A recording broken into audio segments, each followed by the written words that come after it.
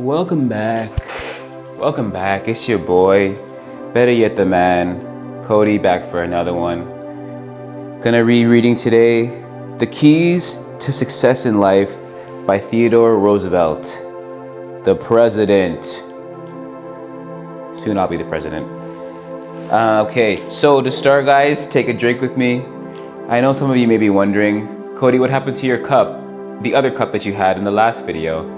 Yeah, it broke by accident. So let me tell you guys something. It was really the idea. I didn't follow the rule of time management of putting things back where they belong when you're done with them. I was so tired after the last reading of If Life is a Game, These Are the Rules, that I left it on the floor. And then when I came back in the next morning, I accidentally rolled my chair and then I knocked it over and it broke. So sorry about that.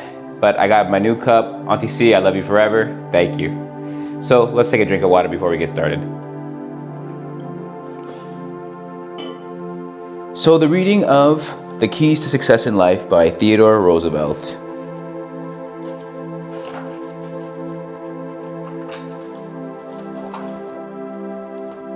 Life. See, look, and these concepts and themes really keep showing up over and over again. I haven't read this one, so I'm going to be reading it with you guys for the first time. This one is about 30 pages. It's about 30 pages. So let's get into it. Life, it's a game which has been played for untold ages. Every man and woman of us being one of the two players in this game of his or her own. The chessboard is the world. The pieces are the phenomena of the universe. The rules of the game are what we call the laws of nature. And there's 12 immutable laws of nature, guys. We can get into that in another video. The player on the other side is hidden from us. We know that his play is always fair, just, and patient. But also we know at our cost that he never overlooks a mistake or makes the smallest allowance for ignorance. To the man who plays well, the highest stakes are paid. With the sort of overflowing generosity with which the strong shows delight in strength. The one who plays ill is checkmated, without haste but without remorse. Huxley. So to me that says get active or get got. The Keys to Success in Life by Theodore Roosevelt. If 100 men were asked to name the man who most personified success in all of its varied aspects, a majority would probably select Theodore Roosevelt.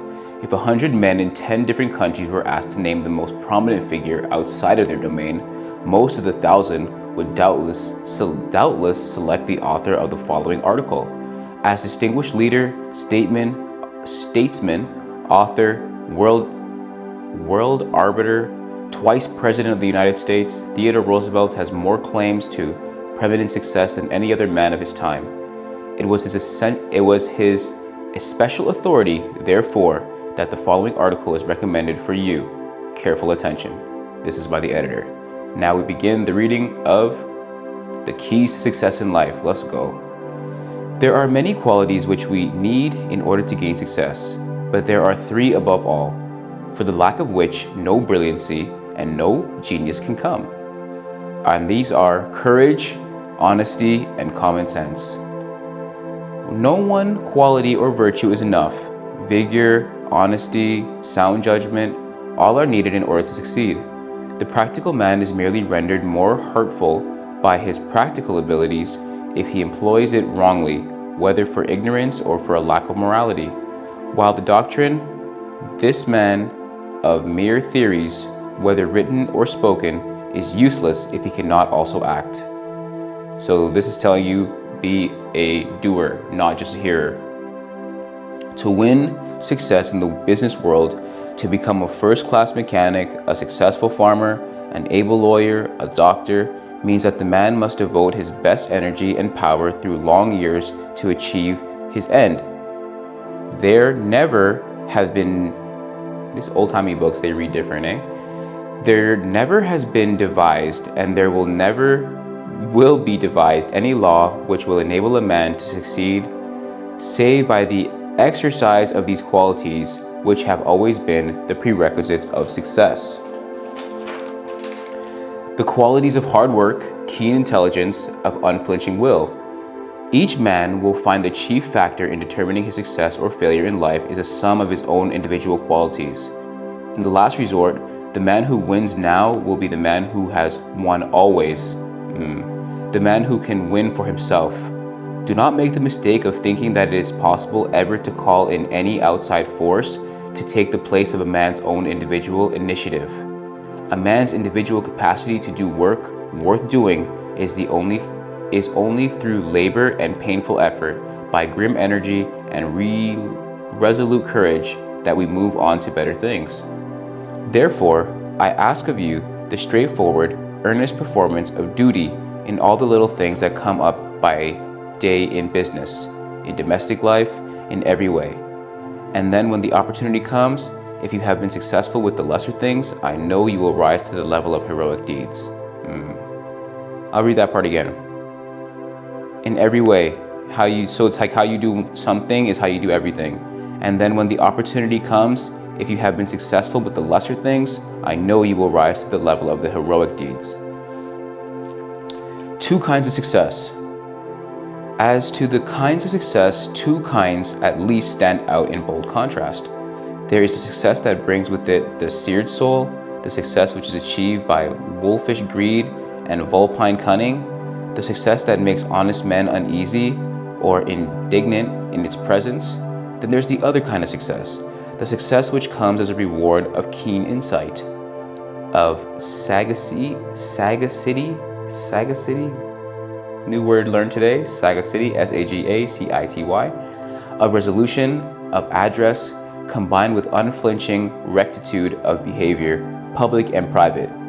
The first kind of success may, in a sense, and in a poor sense at that, benefit the individual, but it is always and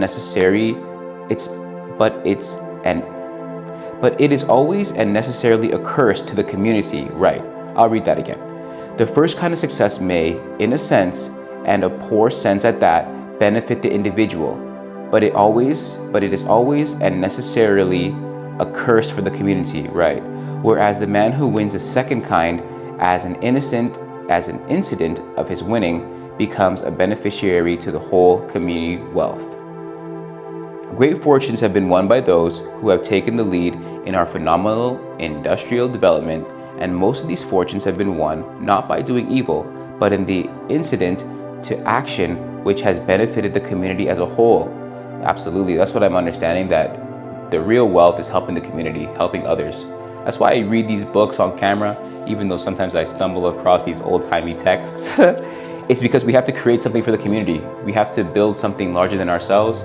You can scrinch and save and hustle and get your way to some money by finessing others, jugging, scamming, or whatever, but as a whole, it doesn't benefit the community, so it won't last. At least that's from how I'm understanding it. Virtue by itself, though, is not enough, or anything like enough. Strength must be added to it, and the determination to use that strength. The good man who is ineffective is not able to make his goodness of much account to the people as a whole. No matter how much a man hears the gospel, small is the credit attached to him if he fails to be a doer also. As we said earlier, you got to be a doer. And in serving the Lord, he must remember that he needs to avoid sloth in his business as well as to cultivate fervency of spirit. So you need to avoid sloth in your business. This one is a message. You need to avoid sloth in your business. I fall victim to this as well too. Sometimes I'll be hitting snooze on my alarm and wanting to sleep in later, but I'm making all the changes that I can in order to be faster in my execution, in my approach. Because even if you think about it like this, somebody might say, oh, like you're stumbling across the words as you're reading them. Why not memorize the book or something like that and read it again? That's too much time. That's going to take forever, and then it's not going to help me create a better product, a faster product. Create, enhance, improve every time. That's all we can do. First, be a breadwinner. After all, we are one people. We are one people. We are one people. With the same fundamental characteristics, whether we live in the city or in the country, in the east, in the west, in the north, or in the south. Each of us, unless he is contended to be a cumberer of the earth's surface, must strive to do his life's work with his whole heart. Each must remember that while he will be hurtful to everyone unless he first does his duty by himself, he must also strive ever to do his duty by his fellows. Gotcha. The problem of how to do these duties is acute everywhere. It is most acute in great cities, but it exists in the country too. A man to be a good citizen must first be a good breadwinner, a good husband, a good father. I hope the father of many healthy children, just as a woman's duty is to be a good housewife and mother. The business duties, the home duties, the duties of one's family come first. So even how they listed it, they say business first, then the home, then the family. According to Theodore Roosevelt. Business first, then home, then family. Interesting. The couple who bring up plenty of healthy children, who leave behind them many sons and daughters fitted in their turn to be good citizens, emphatically deserve well of the state. The man or woman who is a breadwinner or homemaker has done all that he or she can do, patiently and uncomplainingly, so is to be honored. Such are to be envied by those who have never had the good fortune to feel the need and duty of doing such works. Work spells success. Far and away, the best prize that life offers is a chance to work hard at work worth doing. The man who counts is not the man who dodges work, but he who goes out into life rejoicing as a strong man to run the race, gritting himself for the efforts bound to win, and rest triumph from difficulty and disaster. Now, that's an interesting concept because yesterday I was reading one of Napoleon Hill's books. I was listening to the audiobook, and he was talking about enthusiasm being the great key and the great divider between mediocrity and success. Because even if you're not where you want to be, if you can enthusiastically do what you need to do, eventually you will get to where you want to go. So whenever I feel that kind of lethargic feeling, I want to stop, I want to rest, I literally just remember enthusiasm. And it gives me a little bit of extra vigor that I can use in order to tackle whatever task may be at hand. The life of duty, not the life of mere ease or pleasure, this is the kind of life which makes a man great, and it makes the great nation. From the greatest to the smallest, happiness and usefulness are largely found, and the joy of life is won in the deepest and truest sense, only by those who have not shrinked life's burdens. I do not know whether I most pity or despise the foolish and selfish man or woman who does not understand that the only things really worth having in life are those that acquirement of which normally means cost and effort. If you are worth your salt and want your children to be worth their salt, teach them that life that is not a life of work and effort is worthless. A curse to a man or woman leading it, a curse to those around him and her. Teach the boys that if they are ever to commit in the world, they will count not by flinching from difficulties, but by wearying with and overcrowding them. A great deal can be accomplished by working each, for all and all for each. A great deal can be accomplished by working each for all and all for each. But we must not forget that the first requisite is accomplishing this is that each man should work for others by working for himself. I'll read that again. But we must not forget that the first requisite is accomplishing this, that each man should work for others by working for himself, by developing his own capacity. In this connection, I recall the incident of a young lawyer who asked me how he might establish himself in a practice. If I were in your place, I said, I would hang out my shingles and get the first case. I would hang out my shingles and get the first case. I don't care how you get it. Your own wits ought to find one at least, which no other lawyer has. I would not take a justice shop case either. I would find a case that was right up in regular courts, and which possessed some merit. I wouldn't take it up for nothing either, or on the contingency. I would have a decent fee attached to it.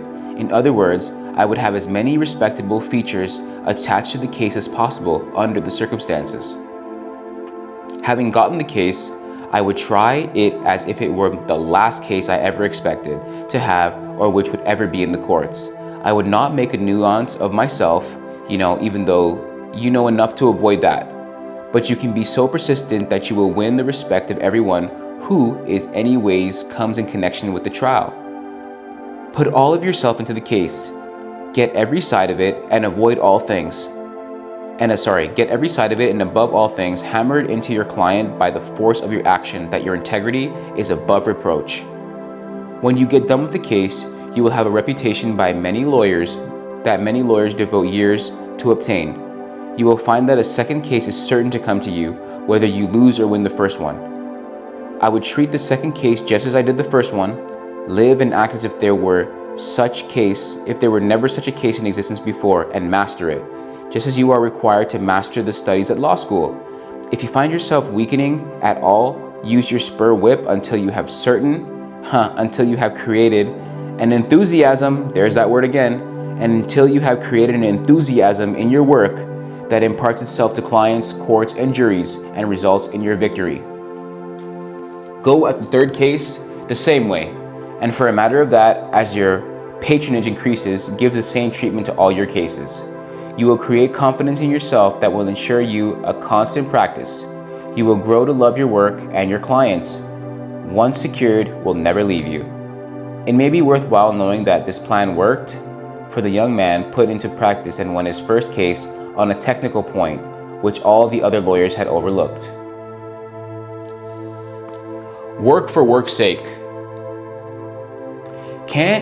Should be your patience with the man or woman doing a bit of work vitally worth doing, who does not approach it in the spirit of sincere love for the work and the desire to do it well for the work's sake.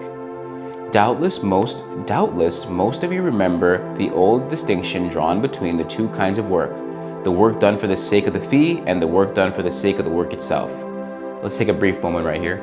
Even yesterday, the same message from Napoleon Hill came up, the idea that the two kinds of people that will not get far in this world are those that don't do what they're asked and those that only do what they're asked. So I thought that was very interesting. It kind of relates to the larger topic at hand that you have to do more than you're paid for, more than is expected of you. The do more principle in order to be compensated greater for your time essentially. The man or woman in private or public life who works only for the sake of the reward that comes outside of the work will in the long run do poor work. The man or woman who lives, who breathes the work, with whom it is ever present in his or her soul, whose ambition is to do it well and to feel rewarded by the thought of having done it well, that man, that woman puts the whole country under an obligation. Deeds, not words, count. The next great lesson that we should learn in this lesson of work rather than of criticism. Criticism is necessary and useful.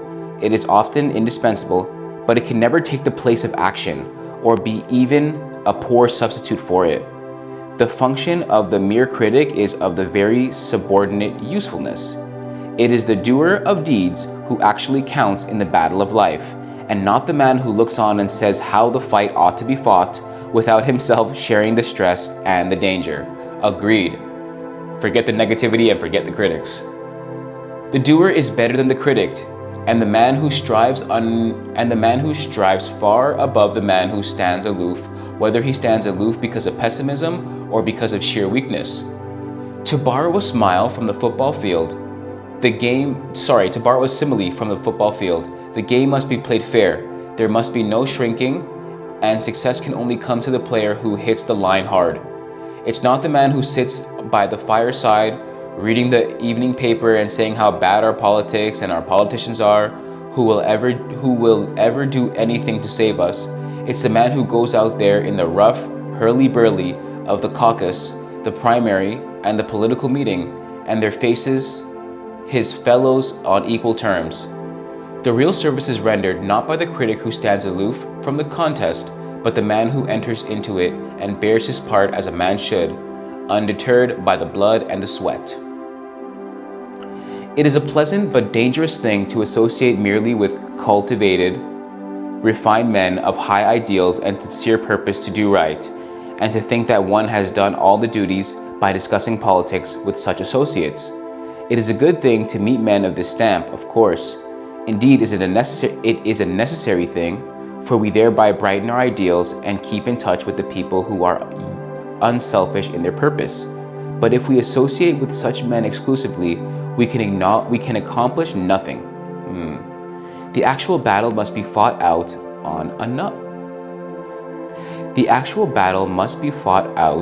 on other and less pleasant fields. The actual advance must be made in the field of practical politics among the men who represent or guide or control the mass of the voters, the men who are sometimes rough and coarse, who sometimes have lower ideals than they should, but who are capable, masterful, and efficient. It is only by mingling on equal terms with such men, by showing them that one is able to give and to receive heavy punishment without flinching, and that one can master the details of political management as well as they can, that it is possible for a man to establish a standing that will be useful for him in fighting for a greater reform. Every man who wishes well to his country is honored to take active part in political life. If he does his duty and takes that active part, he will be sure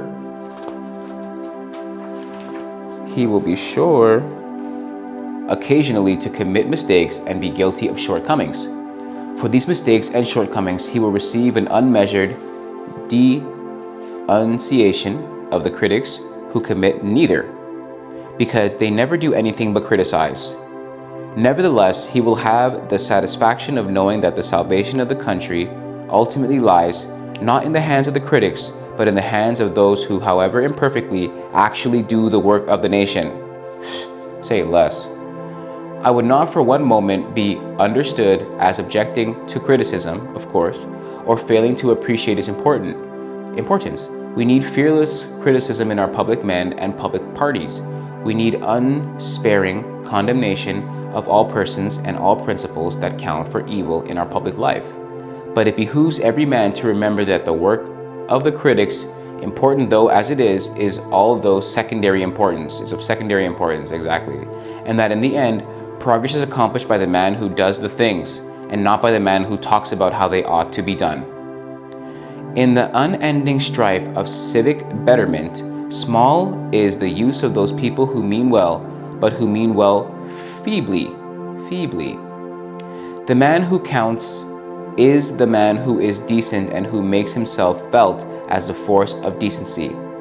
For cleanliness, for civic righteousness, he must have several qualities. First and foremost, he must be honest. He must have the root of right thinking in him. It's not enough. In the next place, he must have courage. The timid, good man counts but little in the rough business of trying to do well in work's life. And finally, in addition to being honest and brave, he must have common sense. If he does not have it, no matter what other qualities he may have, he will find himself at the mercy of those who, without possessing it, his desire to do right, know only too well how to make the wrong effective. So to go over that again, you need honesty, courage, and bravery. Cool. So honesty, courage, and common sense. Honesty, courage, and common sense. Okay. I can drink to that.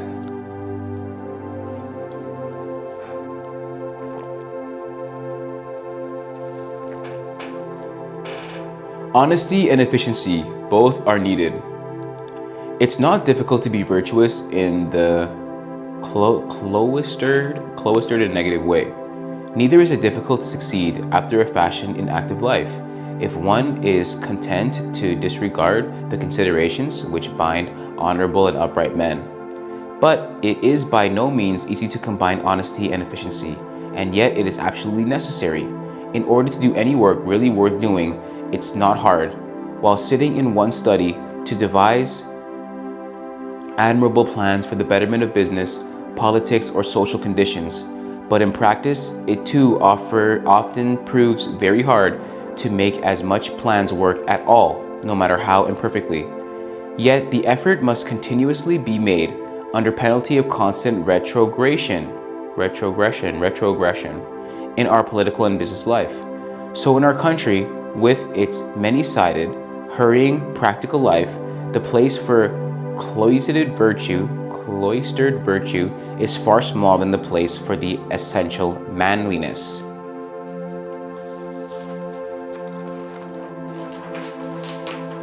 Sometimes I'm literally reading through this book and I'm seeing the way that they used to write in like old-timey English, and I'm just like, Theodore Roosevelt, what you even talking about? Why you got run-on sentences? You know, because I think it's funny that like the way that this book is written, it's like having run-on sentences. No spelling mistakes or anything. But like, if you wrote a book like this, or if I wrote a book like this now, they would say that it's too wordy, or they would say that the language structure is not accurate. So I think it's interesting to see how literature changes over time, and how literature changes over time. This book, I would say, is like a more advanced reading level, just because of the way that it's structured. So I think that's cool. That fine loftiness of spirit, which, without losing the spiritual side, can yet hold its own in the rough struggle with the forces of the world round about us. Character, the magic touchstone. It is a good thing to have a sound body, and a better thing to have a sound mind, but better still, to have the aggregate of virile and decent qualities which we group together under the name of character. I said both decent and virile qualities. It is not enough to have one or the other alone. If a man is strong in the body, but misuses his strength, then he becomes simply a foe to the public right. He simply becomes a foe to the public, to be hunted down by all decent men. Literally. And if on the other hand, he has thoroughly decent impulses but lacks strength, he is a nice man but does not count. So the training given in our public schools must be not merely a training in intellect, but a training in what counts, for infinitely more than intellect, a training in development of character. And the chief factor in that training must be the personal equation of the teachers. The influence exerted, sometimes occasionally and sometimes unconsciously, by the man or woman who stands in so peculiar a relation to the boys and girls under his or her care, a relation closer, more intricate, and more vital in its after effects than any other relation, save that of a parent or child. Wherever a burden of that kind is laid, those who carry it necessarily carry a great responsibility. Teachers, parents, authority figures. Certainly there can be no greater trust than that of the formation of character. From the standpoint of natural greatness, neither the intellect which finds its expression in commercialism, nor the intellect which finds its expression in artistic achievement can permanently avail, unless based on the solid foundation of character. This is the lesson taught by the careers of three of the most famous people of antiquity. In the 3rd century before our era, the civilized world was under the devised sway of the Romans, the Greeks, and the Phoenicians, dwellers in Carthage. The Greeks were beyond question the most brilliant people that ever lived, and from that day to this, all poets, artists, philosophers, and historians have bowed to them as masters. They developed to the highest point in which it has been developed, the cultural side of this intellect. We can debate that. We can talk about that, I should say, in another video. The Greeks. On the other hand, the totally different form of intellect, which finds its expression in purely commercial success, has never been more highly developed than in the right mercantile oligarchy which ruled Carthage. As similar oligarchies once ruled Sidon and Tyre, Michelangelo, Raphael, Dante, Cervantes, and Camões, and all of the scholars and philosophers of the most famous medieval universities were the spiritual hires of the Hellenic Republic and Hellenistic kingdoms. And all the achievements of the modern laws of finance and captains of industry, when we consider the relevant means with which the ancient world worked. Do not suppress those of the marvelous masters of commerce, whose knees found the waters of unknown oceans in order to swell the princely wealth of the Mediterranean merchant cities. Yet the Greeks and the Carthaginians alike were struck down by the Iron Romans. Because although the Roman had neither the fine culture,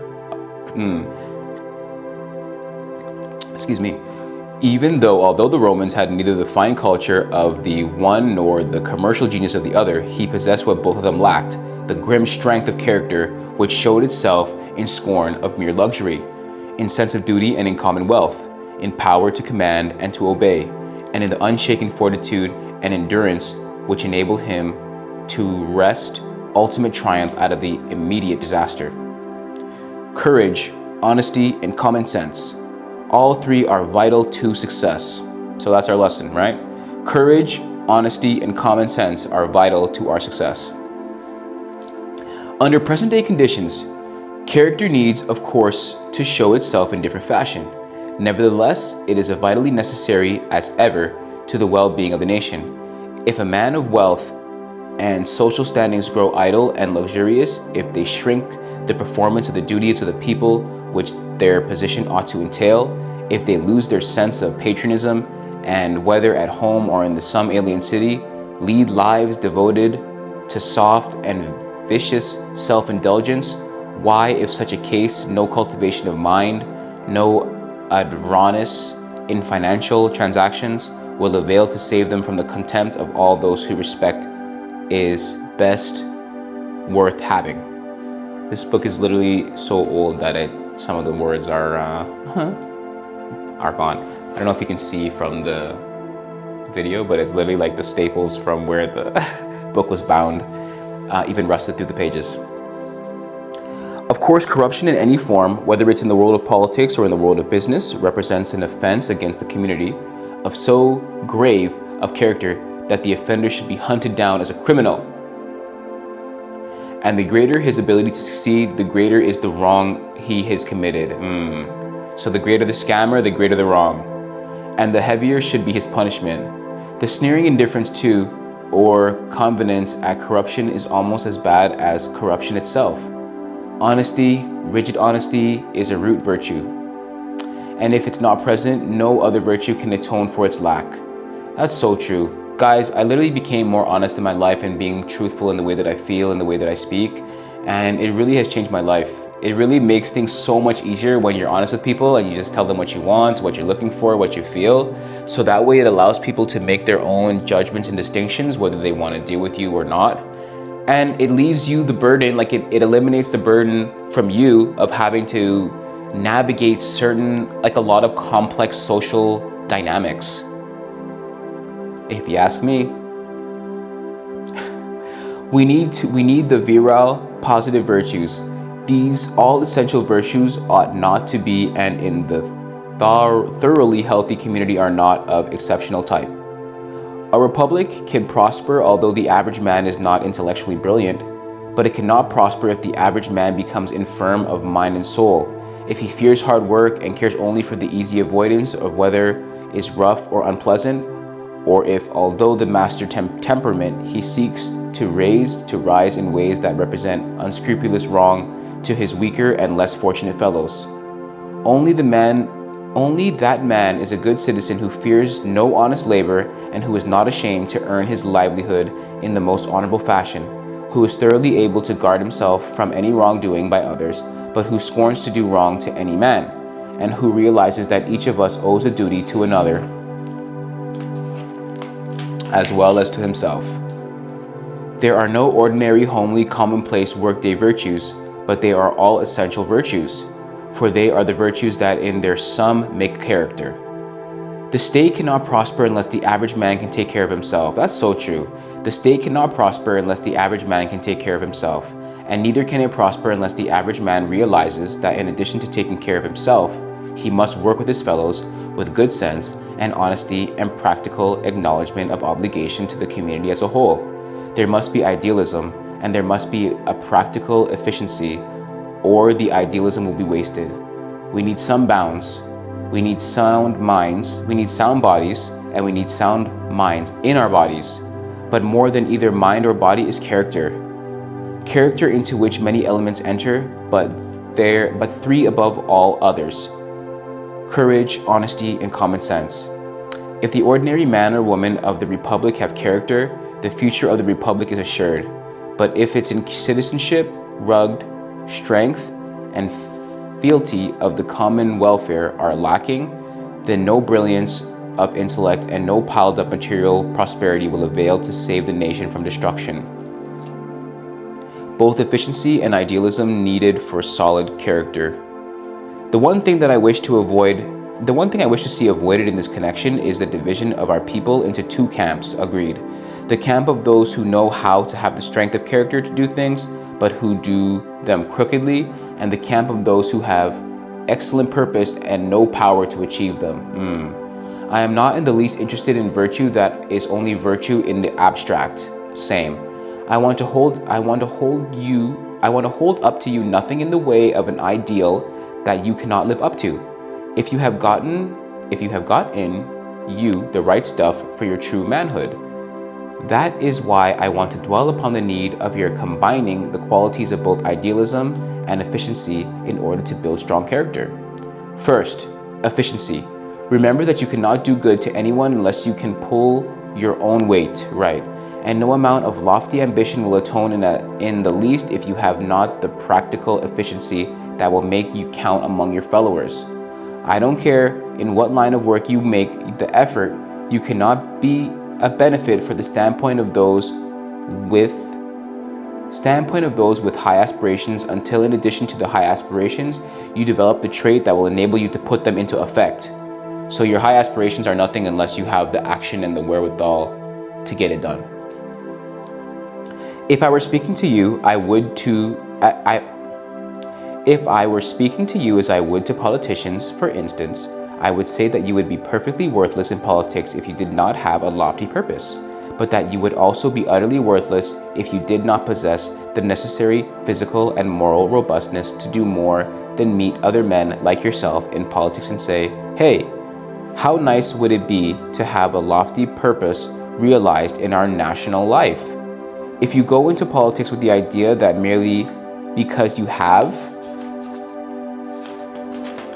and because you have announced that you have fine qualities, you are going to have any specific consideration shown you will be left. It's more like, be about it, don't just talk about it. What is true of politics is true in business. I do not want you to think even for a moment that I intend to put efficiency in the sole idea before you. I do not. I shall speak of that later. But you must have efficiency.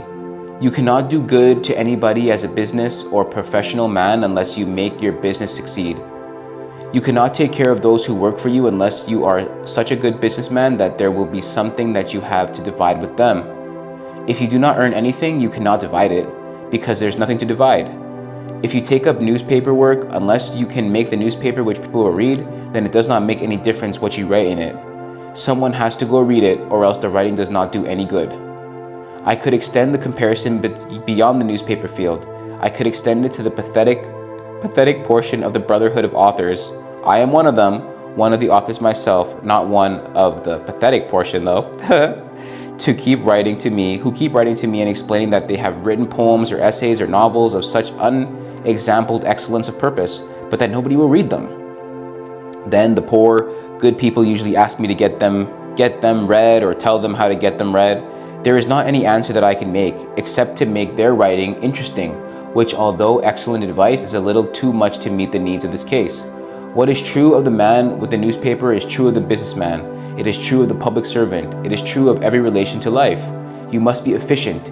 You must be able to hold your own in the world of business, the world of politics, able to keep your own head above water, and able to work satisfactorily to make it pay in order to be successful in life.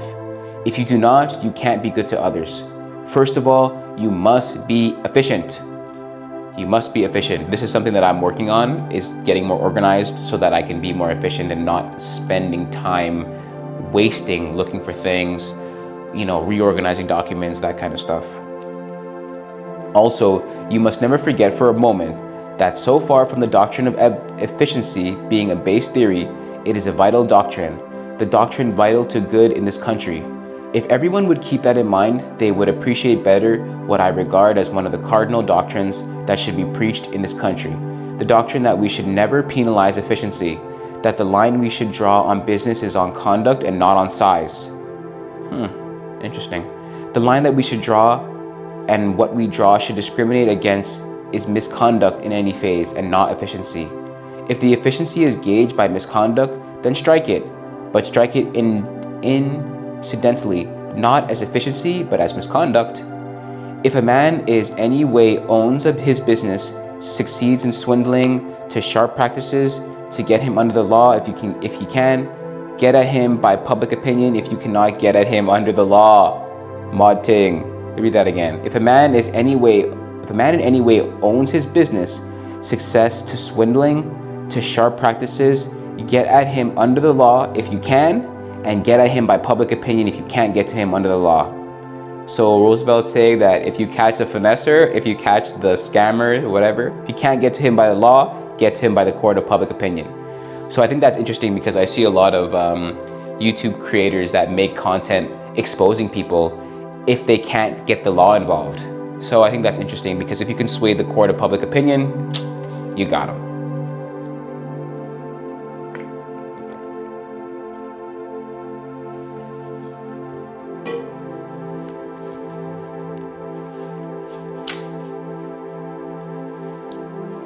Get at him in court of public opinion, but do not get at him. But don't get at him because he is efficient. Get at him because he's done evil. Get at him because he has achieved his efficiency in antisocial and improper fashion.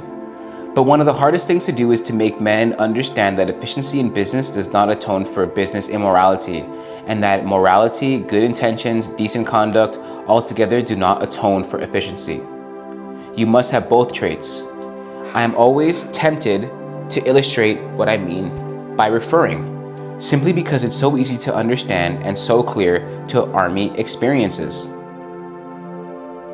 Take my own brief military experience, merely an experience of 4 months, but it gave me in part an understanding of all the problems that come up in the connection with being a soldier, or the problems that were confronted on the gigantic scale by the farmers in the days of the Civil War. I would gain nothing with any man in the regiment unless he had the right purpose with him. I did not want him unless he had the right purpose in him. But even if he had the right purpose, even if he was boiling with patriotic enthusiasm, he was not of the least use to me if he could not shoot and walk and ride. Exactly right. Even with the most enthusiasm, if he couldn't get busy, you're useless. And I could not accept any amount of patriotic fever and offsetting a slight tendency to run away. Accept respect, accept risk and hardship. So your duty is twofold. You cannot for a moment forget that you are worthless unless you make yourselves count in the world. Also, if you make yourselves count for evil, you are not merely worthless, but you're worse than worthless. You must, if you want to do your part in this world, remember that you must pull your own weight. That until you have pulled your own weight, you cannot help anyone else. Then, further, remember, having pulled your own weight, you must strive to work for your common good. The men I have known whom I respect and admire are without exception men who have achieved something worth achieving. By effort, by the acceptance perhaps of risks and hardship, by hard work, and even by dreary work, who have had their eyes fixed on a goal worth striving for, and have striven steadily towards it. Those are the men who have had real happiness in life. I know a considerable number of people, men whom I knew in my youth, who I know now, who were more than less intelligent, industry devoted themselves to having a good time. They strike me as having had an uncommonly poor time, and at a very few of them who have enjoyment have it only because gradually their brains were atrophied so as to enable them to make pleasure out of infinitely vapid. Make pleasure out of the infinitely vapid. So if in your life work you do not grow to feel and to feel continuously more and more that in addition to your own success, you wish to see community success, you wish to see national success, and if you are not influenced by these emotions taken in the aggregate, you lose a large part of your power for usefulness. Right, I agree with that. You lose a large part of your power for achieving not merely success in life, but happiness in general. In short, I preach to you the doctrine of realized idealism. I preach to you the doctrine that whether you go into business as a career, or into literature, or into art, into the trades, or into the professions, that whatever you work, you must set before yourselves high ideals, and you must set them before you are in realized fashion. You will amount to nothing unless you have these ideals, and you will amount to nothing unless in good faith you strive to realize them. Interesting. So this concludes the short reading of The Keys to Success in Life by Theodore Roosevelt. I think this book is full of interesting gems, to say the least. The Keys to Success. Here's a cover of it. I'm not sure if the focus will catch it. But I encourage you, as always, to get a copy of this book in the Amazon store down below. And I encourage you to get a copy of my own book, How to Get It, A Brief Guide to Getting in Tune with Your Inner Self. This one is available on Amazon as well as my personal store. So I think this book is cool. I think this book is a good read, written by the president at the time. So depending on what your takes are in politics, I think it's an important, I think regardless of your take on politics, it's an important note to read, because these are qualities that I think are important just to make it in life. You know, you have to be honest. Honesty is key, I think. Honesty, to recap, honesty, courage, and common sense are really the factors that are going to help take us from mediocrity to success in life. And the more you have a plan, a grandiose plan to help the community, to help your nation at large, you will find more success. Because even if you think about money, it truly is only the transmission of energy, and that energy in which we help others to succeed around us. So, cool read. 10 out of 10 would read again. I want to ask you guys, in terms of the way that the language is presented in this book, I should say, do you think that the way that the books are written now are making us dumber, or making us lower our reading capacity and comprehension skills? Just an observation that I'm having as I'm reading this book, because I'm just thinking to myself, the way that they wrote in 1916, this book is from 1916, versus where we write, or the way that we write and we speak now. Do you guys think that it's just a change in the times? Do you guys think that our comprehension has changed? Let me know in the comments below. And once again, guys, I encourage you to get a copy of The Keys to Success by Theodore Roosevelt, and I also encourage you to get a copy of my book, How to Get It, A Brief Guide to Getting in Tune to Your Inner Self. This one is really chalked up with a lot of insights that I've learned throughout my life. It's really a short guide. It's a brief, I think about 60 some odd pages. And yeah, I think it's really gonna help to open up your mind in terms of understanding and recognizing certain things in your life. And once you're able to understand what it is, you can change the world around you. Until next time, guys, love you lots. Cody, I'm out. Cheers.